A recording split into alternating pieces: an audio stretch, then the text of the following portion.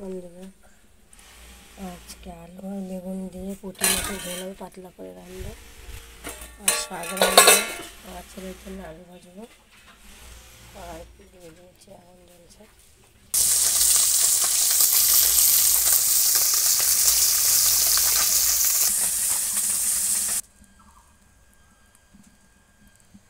বেগুনটা ভেজে নিচ্ছি। বেগুনটা ভাজাতে আলুটা ভেজবো। বেগুনটা ভাজা হয়ে গেলে তারপরে মশলা কষা জল দিয়ে দেবো।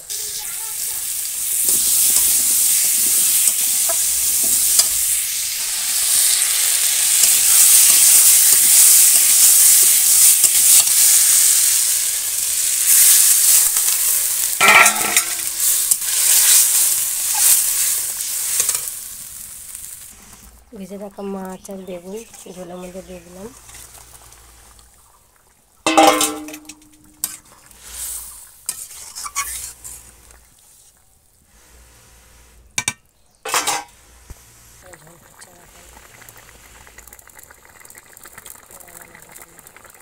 রান্না করে নেব। সরষে আর লঙ্কা দিয়ে দিয়েছি, দিয়ে দেবো।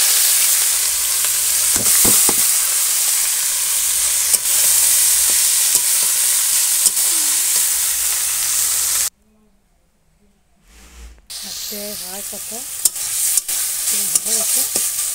নামিয়ে দেবো।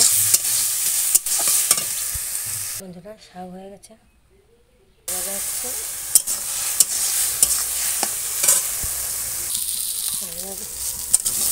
হয়ে গেছে।